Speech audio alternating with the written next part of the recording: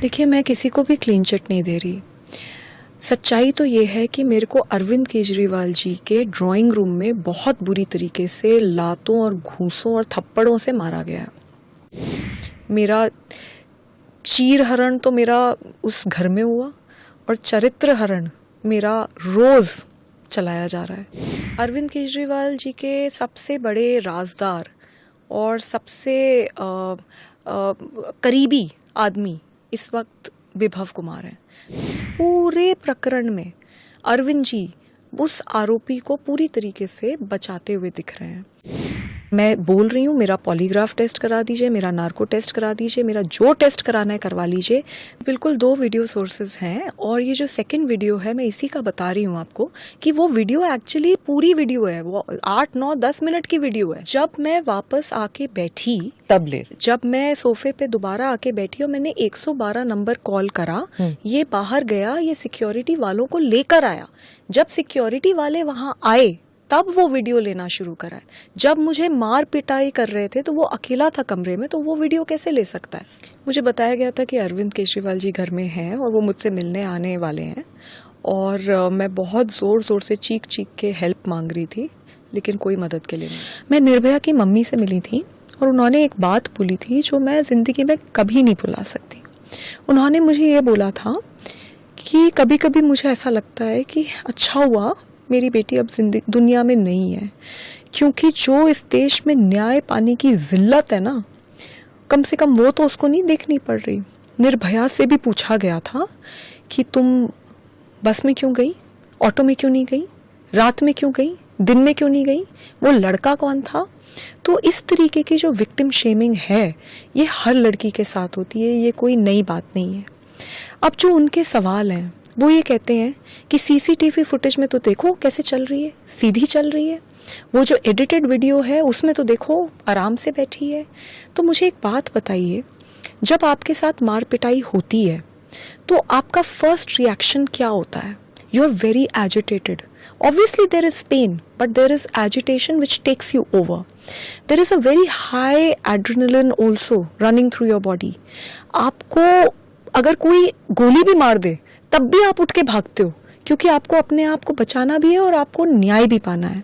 तो ये कहना कि देखिए इस सीसीटीवी फुटेज में ये ऐसे चल रही है, पहली बात तो जहाँ तक दिल्ली पुलिस ने जो मीडिया में से बातचीत हुई है उसमें तो मीडिया में ये चल रहा है कि सीसीटीवी फुटेज तो अभी दिल्ली पुलिस के पास ही नहीं पहुँचे।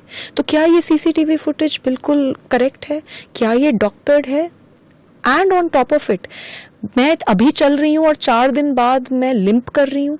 तो किसी को भी, जिसको भी चोट लगी होगी, उसको ये समझ आएगा कि जब चोट गरम गरम होती है उसमें इंसान दौड़ भी जाता है। अरे फ्रैक्चर भी हो जाता है तब भी इंसान दौड़ जाता है।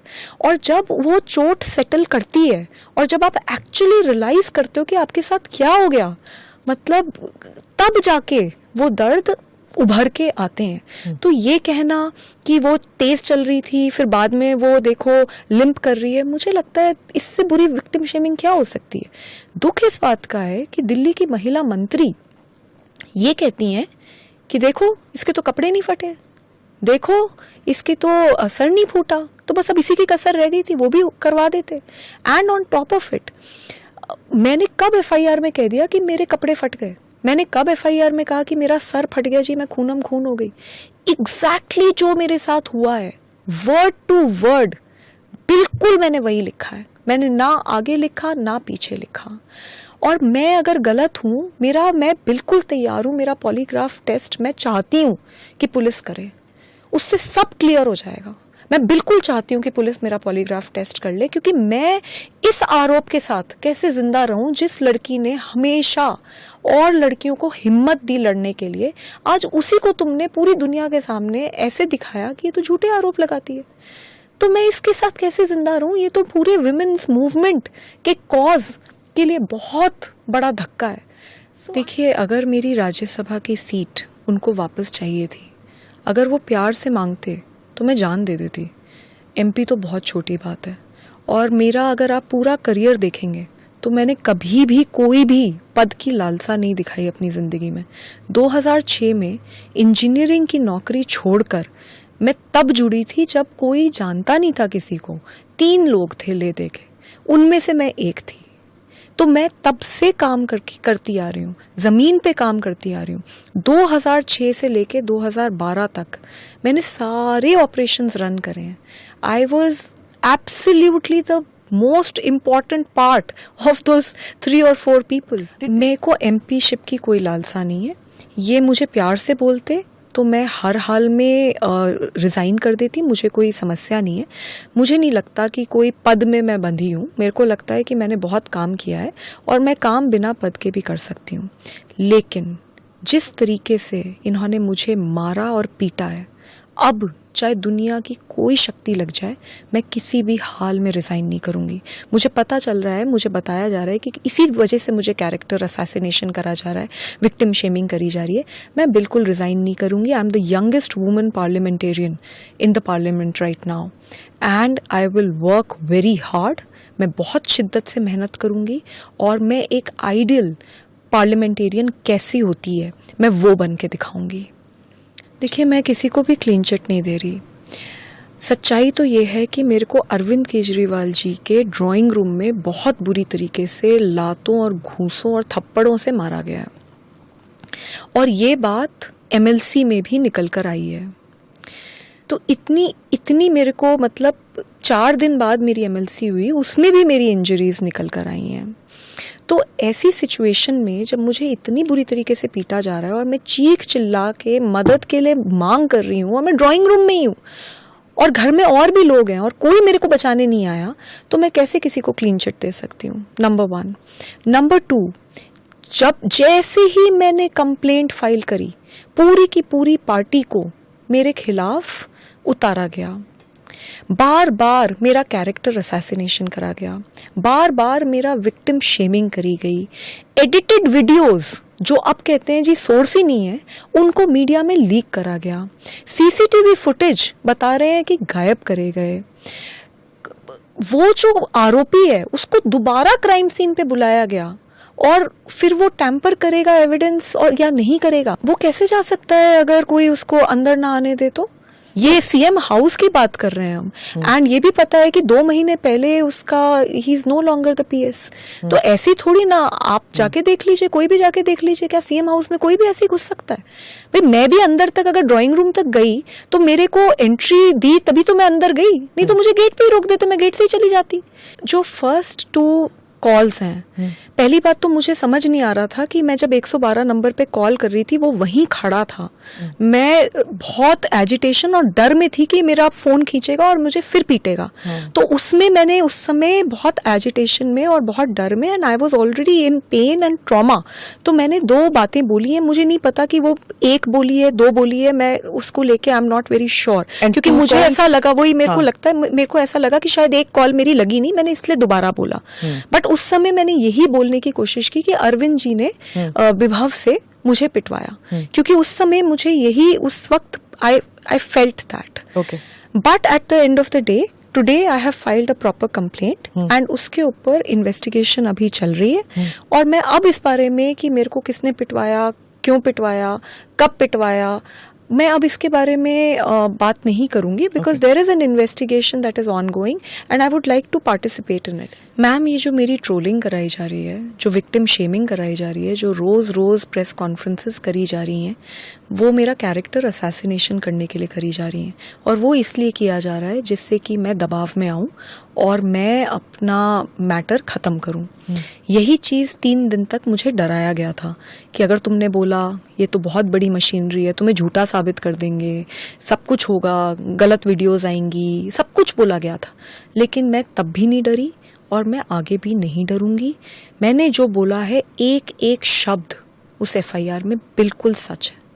और मैं बोल रही हूँ, मेरा पॉलीग्राफ टेस्ट करा दीजिए, मेरा नार्को टेस्ट करा दीजिए, मेरा जो टेस्ट कराना है करवा लीजिए, मैं बिल्कुल सच बोल रही हूँ। और मैं क्योंकि सच बोल रही हूँ, मैं किसी से नहीं डरूंगी। इन्हें ये लगता है कि ये हर इंसान सत्ता के सामने झुक जाएगा, किसी को भी कुछ भी करवा दो, मार दो, पीट दो, उसका कैरेक्टर असैसिनेट करवा दो, उसके परिवार को बुरी तरीके से टॉर्चर करो। क्योंकि इस सब में तो मेरा परिवार के बारे में सोचिए कि मेरे परिवार का क्या हाल हो रहा होगा। लेकिन हम लोग थोड़ी अलग मिट्टी से बने हैं और मैं इतनी सस्ती नहीं हूँ। मेरे साथ जो हुआ वो बहुत गलत हुआ और मैं अंत तक लड़ूंगी।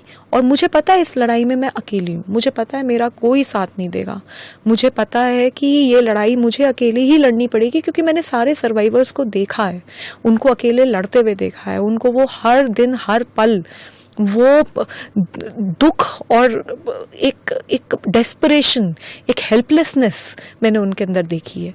बट इट्स ओके, इन्हें लगा था कि इस तरीके से मार पीट कर एक फाइटर को ये विक्टिम बना देंगे, लेकिन मैं बताना चाहती हूँ कि मैं फाइटर हूँ, फाइटर थी और फाइटर रहूँगी, अकेले लड़ूंगी, किसी की ज़रूरत नहीं है मुझे, मैं अकेले लड़ूंगी, लेकिन मैं ज़रूर लड़ूंगी। अब अरविंद केजरीवाल जी के सबसे बड़े राजदार और सबसे करीबी आदमी इस वक्त विभव कुमार हैं। वो कोई मामूली पीए नहीं है। अगर आप उनका घर देखें तो उनका घर इतना आलीशान उनको घर दिया गया है, इतना तो किसी मंत्री को भी दिल्ली में नहीं घर मिला हुआ है। तो वो एक बहुत रसूखदार और बहुत पावरफुल आदमी है इस वक्त इस पूरी पार्टी में, और पूरी पार्टी उनसे डरती है। और उनके ऊपर असॉल्ट का केस पहले भी हो रखा है। लोग डरते हैं उनका जो मतलब ऐसा एक पूरी पार्टी में मैसेज है कि अगर विभव नाराज़ हो गया आपसे तो फिर आप ख़त्म हो पाए। 2006 में मैंने अपनी इंजीनियरिंग ख़त्म करी थी और मैं देश के लिए कुछ करना चाहती थी, मैं लोगों की सेवा करना चाहती थी। मैं अरविंद केजरीवाल जी से मिली और 2006 से उनके साथ काम कर रही हूँ। 7 साल तक मैं झुग्गियों में रही हूँ और मैं झुग्गी में ही रहती थी, मैंने अपना घर भी छोड़ दिया था। और मैं जहाँ रहती थी वहाँ पे मैंने सूचना के अधिकार पे लड़ाई लड़ी, राशन की लड़ाई लड़ी, महिलाओं के लिए लड़ाई लड़ी। और जब इंडिया अगेंस्ट करप्शन का मूवमेंट हुआ तो उस पूरे मूवमेंट में बहुत बड़े बड़े लोग जुड़े। एक 23 मेंबर की कोर कमेटी बनाई गई और उस कोर कमेटी की यंगेस्ट मेंबर मैं थी। पूरा बैक एंड मूवमेंट का मैं संभालती थी, कभी सामने भी नहीं आई, हमेशा पीछे से मैंने काम करा, इतना संघर्ष करा है। उसके बाद दिल्ली महिला आयोग में आई, पूरे देश ने देखा है कि कैसे कितनी बार अपनी पार्टी से भी मैंने बहुत तीखे सवाल पूछे और मैंने काम करा। मैं ये संघर्ष के साथ आज मैं जहाँ पे हूँ वो बनी, पर आज मैं बहुत आहत हूँ और मैं बहुत दुखी हूँ। जिन लोगों के साथ मैंने इतने साल काम किया, उन्होंने जब मेरे को इतनी बुरी तरीके से पीटा गया तो मेरा साथ नहीं दिया, मुझे अकेला कर दिया। आज मैं पूरी तरीके से अकेली हूँ, मेरे साथ कोई नहीं है, क्योंकि 20 साल से मैं जिस पार्टी में काम कर रही हूँ वही पार्टी में मेरे दोस्त भी हैं। मेरे एक एक दोस्त को कॉल करके धमकाया जा रहा है कि अगर उसके साथ दिख गए, अगर उसके साथ कोई उसके फेवर में ट्वीट तक कर दिया तो तुमको छोड़ेंगे नहीं, तुम्हें पार्टी से निकाल दिया जाएगा। तो पूरी तरीके से अकेला कर दिया, मुझे और मेरे परिवार को इतने रिस्क पे डाला। यहाँ तक हुआ कि मेरे पास कोई गाड़ी नहीं है, लेकिन मेरे जो रिलेटिव्स हैं जिनके साथ रह रही हूँ उनके पास गाड़ियाँ हैं, तो उनकी गाड़ी से मैं अलग अलग जगहों पे गई अभी 164 स्टेटमेंट कराने, तो उनकी गाड़ियों की डिटेल्स भी फ्लैश करे गए। हद कर दी। मेरे सारे दोस्तों को कॉल कर करके बोला जा रहा है इसकी कोई पर्सनल वीडियो दो, इसकी कोई पर्सनल फोटो दो, डांस करते हुए वीडियो दो, कुछ भी दो, कुछ भी निकालो। यूएस गई थी तो यूएस में जहाँ पे आम आदमी पार्टी वॉलंटियर्स के साथ रुकी, उनको फोर्स कर करके प्रेशराइज करा जा रहा है कि कोई तो वीडियो निकाल के दो, कुछ तो दो। तो पूरी की पूरी मशीनरी को और एक पूरे के पूरे ट्रोल मैकेनिज्म को मेरे ऊपर छोड़ दिया गया है। तो मैं इस वक्त बहुत ज़्यादा आहत हूँ और मैं बहुत दुखी हूँ कि मैं आज इतनी लड़ाई लड़कर भी, क्योंकि मैं सत्ता के सामने नहीं झुकी, क्योंकि मैं ऐसी नहीं हूँ कि मुझे पावर और बाकी चीज़ों से चुप कराया जा सके, मैं सिर्फ अपने सच के लिए लड़ी, तो आज मेरी ये हालत कर दी गई है कि मैं बस अकेली हूँ, मेरे साथ कोई नहीं है। Subscribe to One India channel and never miss an update.